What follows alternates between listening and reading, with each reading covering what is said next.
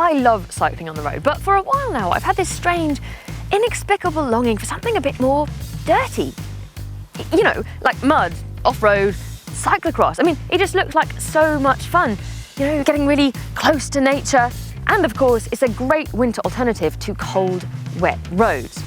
So over the next few weeks, we're going to have a series of videos explaining the fundamentals of riding off-road as I learned cyclocross, culminating in my very first race. But everybody has to start somewhere. So here is GCN's Beginner's Guide to Cyclocross. Although I've been persuaded to race, you certainly don't have to, because riding off-road is great fun just for the sake of it. My problem though is that ever since starting cycling in my 20s, I've been very much a roadie. A few attempts at mountain biking have been frankly laughable. Basically, I don't have much in the way of off-road skills. Now luckily, Cy is very, very okay at cyclocross, and he's offered to teach me the skills. I mean, just like that, he makes it look so easy. Thanks for offering to teach me cyclocross, Cy. Well, it's an absolute pleasure, Emma. And don't worry about it, because I have taught someone before. Oh, really? How did that go? Really well. Yeah, really well. Jolly good. So, where do I even start? Right, let's start with a quick overview of the bike, shall we? There are a few key differences between a cyclocross bike and a road bike.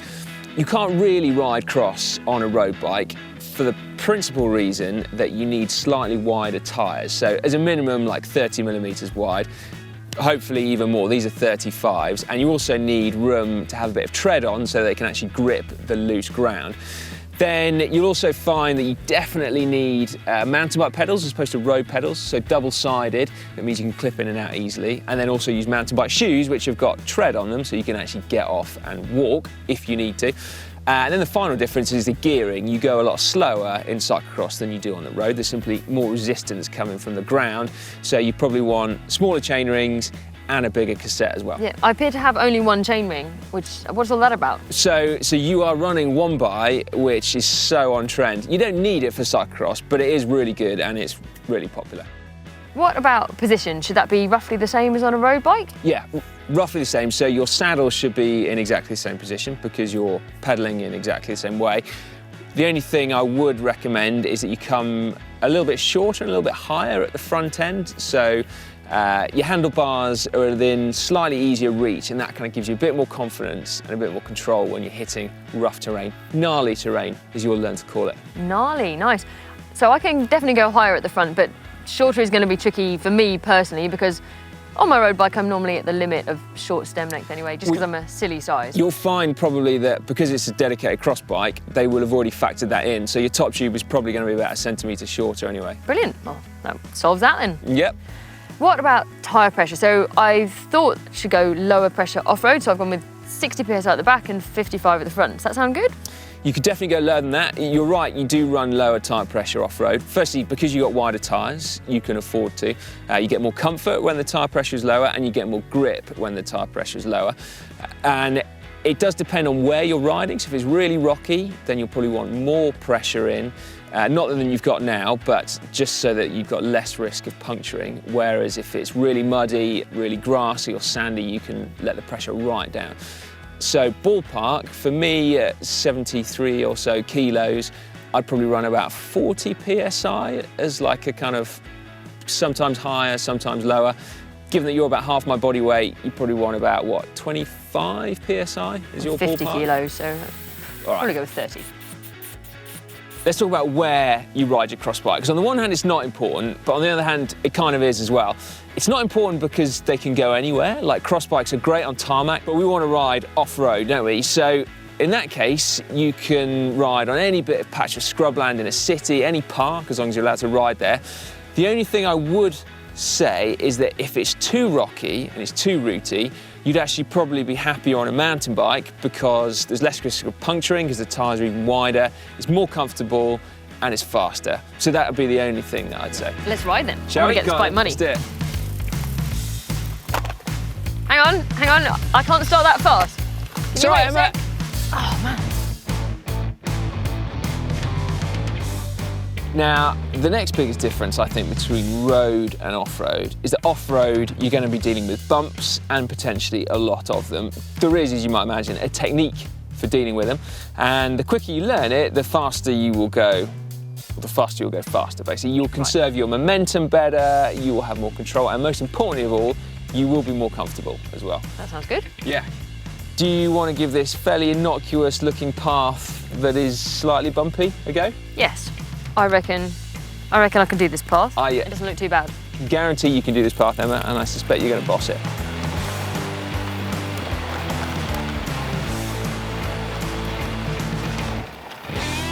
How's that, Emma? Yeah, fun. I like this path. I like this bike. To be fair, you were looking absolutely great. No problems at all. The only couple of things where I wondered whether you might benefit from changing something. Yeah. I noticed obviously you're getting out the saddle, which is a really good move on the one hand in that you're not getting your bum bounced around by the saddle. But I would suggest that you probably get a little bit more traction. Yep. With your weight off the back end, then the back wheel's going to be tempted to bounce around. Whereas if you could kind of use your bum to sort of keep it under control. But then the real technique, I think, is if you use a slightly larger gear than you would on the road, gives you something to lean against, and then it can also mean that you can sort of hover ever so slightly above the saddle. Okay. So you're not getting fully bounced around by it, but you're doing enough just to keep the back wheel under control. This sounds a lot like learning to ride cobbles, actually. So slightly bigger gear, weight back. Absolutely. Not too much grip on the handlebars, and like roll it over the cobbles. Exactly the same principle as running cobbles, and exactly like cobbles, unfortunately, the faster you go, the easier it gets. Yeah. So in terms of looking at it in like a bigger picture of a whole ride, sometimes you might find that actually if you save a little bit of energy on the smooth sections and then really hit the bumpy sections hard, actually they will feel easier, they'll feel more comfortable, and you go a heck of a lot faster overall. It's like a fine balance between gripping too tightly and being too floppy, and then the bike goes all over the place. It's quite tricky to sort of gauge that one. It is, yeah. Your hands are in exactly the right position. They want to be hoods or drops. And you're right, you kind of need to hold the handlebars reasonably firmly so your hands aren't kind of wobbling around, but then you need your kind of upper arms relaxed so that they can absorb those bumps coming through and save your torso from bouncing around. And that kind of hovering in and out the saddle looked absolutely spot on as well. Yeah, that's good. It's less painful than sitting on the saddle, and it's like you put more pressure through the pedals and less weight through the saddle, basically. So you're still on the saddle, but the weight's going through the pedals, which kind of helps the bike move forward. It feels like exactly. Win-win. That's the precise reason why it helps to be pressing harder on the pedals. So the faster you're going, the harder you're trying, then the easier your forward progress becomes. Oh, it's really tight. Does this qualify as gnarly? Well, it's quite gnarly. It's a relatively extreme example to illustrate, probably for me, what's the biggest difference between riding road and off-road is that you have to pay much closer attention to where you're going off-road. The good news is that the obstacles off-road don't tend to move, unlike on-road, where cars and so forth do. The bad news, though, is that there are more obstacles out there off-road that you need to look out for. But it's very easy to actually get around that problem. The trick is to just look very closely as to where you're going, maybe 3 or 4 meters in front of you. The faster you go, the further ahead you'll need to look, simply to give yourself more time to react to what's coming up. And so, therefore, when you get to a section of trail like this, which looks like wall-to-wall rocks, when you're looking ahead, you'll see that just where your back tyre is actually quite a smooth line all the way up the left-hand edge of the path. And so, therefore, you scamper nicely up there, completely unfazed by everything that's going on over here. Right, so my habit of looking at obstacles and then gravitating towards them is not right. No, it's not ideal. There is that weird tractor beam thing, isn't there, when cycling? Right. If you look at an obstacle, the chances are you're going to hit it. Right. So in this case, you need to look at obstacles to be aware of them, but then focus on the line that's actually free from obstacles. And it's going to vary depending on what they are, but that's where experience comes into play. You know that maybe you're going to avoiding rocks and roots and sand and mud and looking for kind of the smooth lines in between. Fortunately, it's not all about pedalling in cyclocross. You do get to freewheel as well. And so at that point, we can introduce another technique, which is called the attack position. And we're not necessarily using it to attack our rivals, more attacking the trail itself. So what it is a way of introducing more control over the bike, particularly when it gets really technical. So what you do is you stand up out of the saddle with your pedals level. So you take all the weight off your saddle, and then you want to hold onto the handlebars on the drops. So that's where you've got like really strong position. You can cover the brakes, and you've got the most control over the bike. And from there, you can throw it around from side to side, you can pick it up, you can do bunny hops, and then you can also brake. And more importantly still is that when you start to go downhill, you can then move your body weight back to keep your centre of gravity in the right place to stop you feeling like you're going to go over the front of the bars. Right, this is a big concept change for me, but I like it because it's a different mindset. So rather than feeling like the trail is attacking me, I'm going to attack the trail. Yeah. It's weird, isn't it? On the road, you never actually really need to get out of the saddle when you're not pedalling. No, unless you get a sore bum. Yeah, I suppose there is that.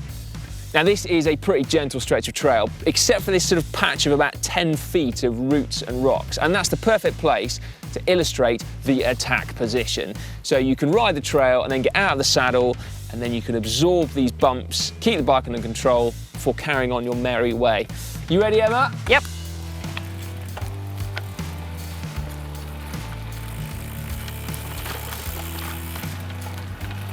Pretty good. I'd say hold the drops. Oh yeah. Not the tops. Nope. But otherwise, that looked all right. Emma, I think we should conclude with an awkward fist bump. I don't know how that felt to you, but you looked like you were absolutely nailing it. I'm not surprised, but you did. I don't think I was nailing it, but I really enjoyed it. Do you know what? I feel like on this bike, I could literally go anywhere. I mean, I say that, but then I found that track really gnarly, and it was actually not very extreme, was it? Anyway, I just feel quite adventurous, and I had a lot of fun. That's great. And in terms of translating those skills that you've honed on the road, off-road, how's the transition? Well, I prefer it to cobbles, I will say that. I think I need more practice. I think I definitely need to go out on this bike more. Well, you've got the basics totally dialed. The next steps will be the peculiar cyclocross skill of getting on and off your bike whilst moving. Yeah, I'm worried about that one. Also dealing with situations where you have less grip. And then also we've got some more advanced skills to teach you as well a little bit later on. So more videos coming up. Give this video a big thumbs up. Don't forget to subscribe. And of course, if you'd like to check out more cyclocross content, we have an amazing video done previously with Tom with Sven Nys. That's right, an actual expert cyclocross teacher, Sven Nys. Check it out.